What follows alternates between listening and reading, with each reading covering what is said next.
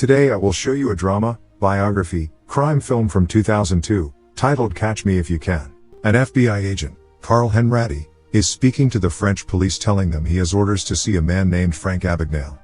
He is taken to a jail cell and told to stay put in his seat, not to open the door or pass the prisoner anything. A sick man is sitting in the jail cell, coughing loudly. The agent tells him he is here to read him the articles of extradition according to the European Court for Human Rights. As he is reading the first article, the prisoner asks him for help. He ignores him and continues reading until the prisoner collapses and the agent yells for a doctor. He is taken to the medical ward. The agent is concerned about how the prisoner needs a doctor and needs to be on a flight to America.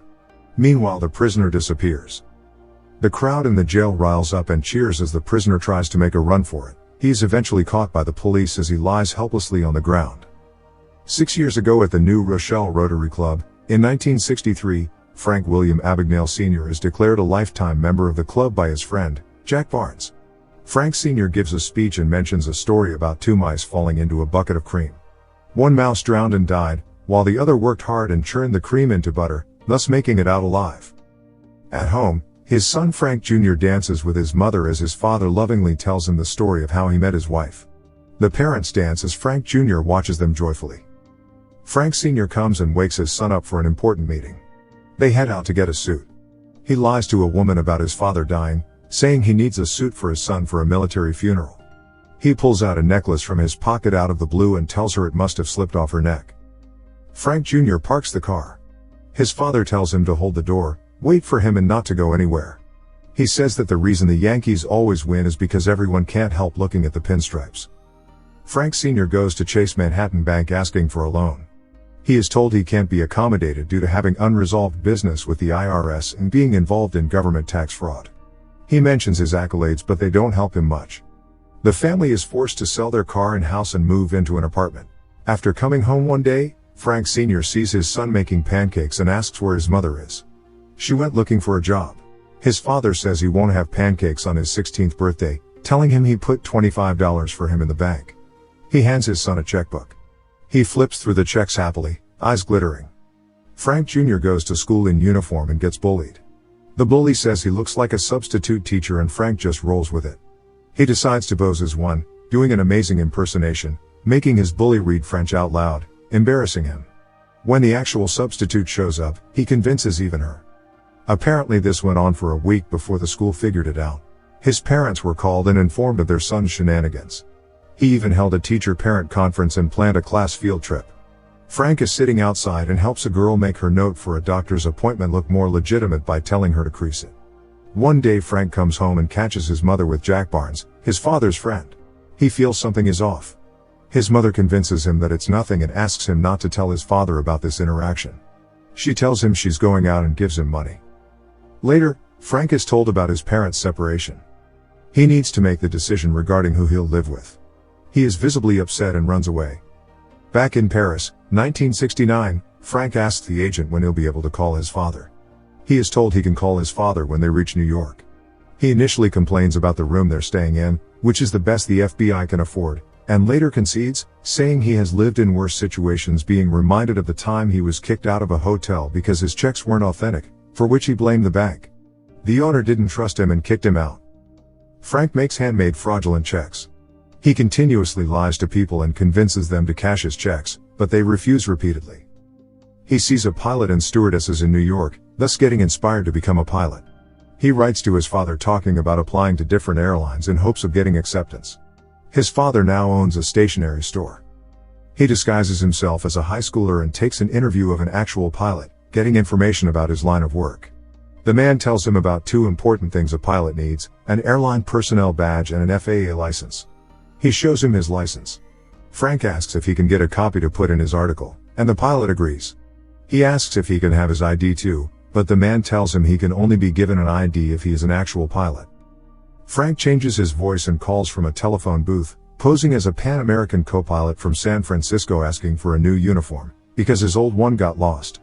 He is directed to a uniform company where he is told to simply provide his employee ID number and the amount for his new uniform would be cut from his next paycheck.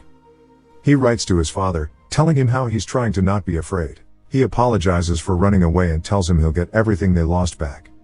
He walks in his pilot uniform. People look at him with admiration and he basks in glory. He stays at a hotel where he fakes a payroll check for $300. He gets accepted into the training program and starts to collect toy airplanes of Pan American Airways, using the sticker of the logo, pasting it on the checks, making them look legitimate. He uses the checks to his advantage and distracts people with his charisma, making them incapable of noticing the tricks up his sleeve. He learns about cashing checks at the airport and poses as a deadhead despite not actually knowing what it is, and gets a jump seat in an airplane. He writes to his father telling him he has graduated and is earning handsomely. He tells him his family can fly for free and he's taking his parents to Hawaii for Christmas. He plays the necklace trick he learned from his father on a stewardess and fools around with her. He charms a woman working behind a counter and lures her into telling him about how a Micker machine works and gets information about routing numbers. Later, Frank buys his own Micker machine. FBI agent Carl Henratty talks about how Frank changes the Micker routing number at the bottom of the checks and has created several checking accounts, calling his check fraud the float. He explains how Frank makes his checks circle around the country, without the banks noticing his activities, but is not taken seriously by the rest of the officers. Frank takes his father to a fancy restaurant and tells him he bought him a Cadillac.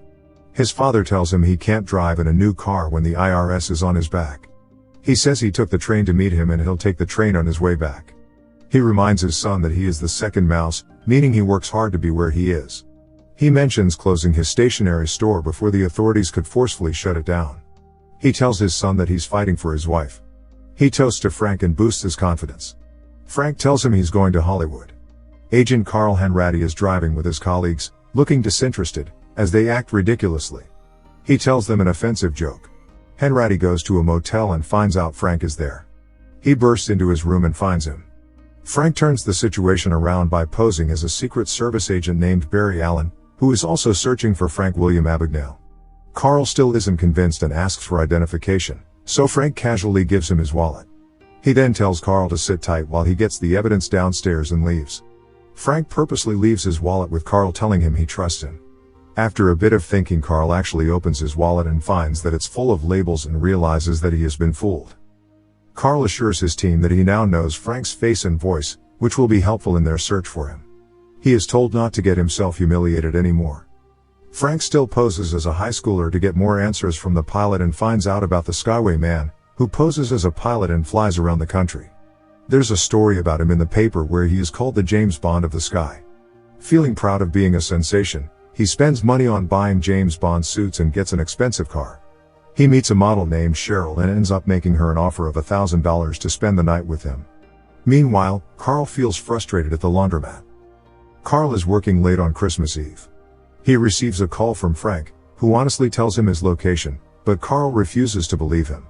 He taunts Carl, who in return assures him he'll get caught sooner or later. He makes Frank realize that he has nobody to call on Christmas Eve. At a cafe, Carl finds out that Barry Allen is actually a comic book character called the Flash. He realizes Frank is a kid who lives in New York. The FBI visits Frank's mother, who married Jack Barnes. She dismisses his crimes. Upon being asked, she shows them a yearbook picture of Frank, which Carl instantly recognizes. He tells her that her son is forging checks. She asks for the total amount, saying she'll pay it back. He tells her it is $1.3 million. Carl also meets Frank's father, who defends his son when Carl mentions his wrongdoings. Frank leads a deceptive life as a posh resident of Atlanta, Georgia. He meets a girl named Brenda in a hospital and chooses to become a doctor, faking a Harvard education. He watches medical films to learn more about his new line of work. He gets physical with Brenda but is interrupted when he is called to check out a kid who got hurt in a bicycle accident. He behaves awkwardly and barely makes it through as he feels uncomfortable looking at the kid's wounds. One day Brenda tells Frank that she had a pregnancy cancellation 2 years ago, after which her parents kicked her out. Frank suggests getting engaged and winning back her parents' love. When Frank meets Brenda's family, he is asked to say grace at the dinner table. He uses the same story about the two mice. He manages to lie to her parents that he's also a lawyer from Berkeley. Carl and the FBI reach the hospital and find Frank's belongings. Frank wins Brenda's father's trust and decides to get married to her. He takes the bar exam in Louisiana. Carl asks him how he passed the exam. He asks for half of Carl's eclair in exchange for the answer, but Carl declines the offer. Frank gets his own desk at work and begins to watch law films for inspiration. At his preliminary hearing he overacts and the judge questions what is wrong with him. He spends time with Brenda's family and longingly stares at her parents as they dance together. Frank meets his father, who mentions taking up a government job and wanting to sue the IRS. Frank mentions settling down. He says he'll get back all that was taken from him. He tries to convince his father about how they'll attend the wedding with his mother. His father tells him that she married his friend Jack Barnes. He also mentions that an FBI agent came looking for Frank. He says he wants to stop, and asks his father to tell him to stop, but he simply doesn't tell him that. Frank calls Carl again on Christmas Eve, indicating he wants to stop as he is getting engaged. He says he stole almost $4 million, and he won't get away with it that easily. There can be no truce, only prison for him. Frank tells him to stop chasing after him. Carl is confident that Frank isn't in the position to change his name again, so he starts looking for engagement announcements in Louisiana's newspapers. At the engagement party, Carl shows up. Frank panics. He blurts out everything to Brenda and instructs her to meet him at Miami International Airport in 2 days. Before he leaves, Brenda asks him his full name and he honestly tells her. Carl finds his way into the bedroom and finds a strung-out Brenda. Brenda comes to the airport. Frank sees her and starts to notice people around him everywhere. He gets paranoid and drives off. The FBI assumes he could have been tipped and talks about wanting to catch him before he leaves the country, though he is perfectly capable of getting himself a fake passport. Frank pulls another fake persona and lies to universities on the phone about Pan American Airways recruiting new staff members. He visits the campus and picks out 8 young women to accompany him on a European tour in which they'll learn all about being a stewardess. Frank walks into Miami International Airport surrounded by stunning stewardesses who serve as the best distraction from authorities noticing him. He cunningly fools Henratty.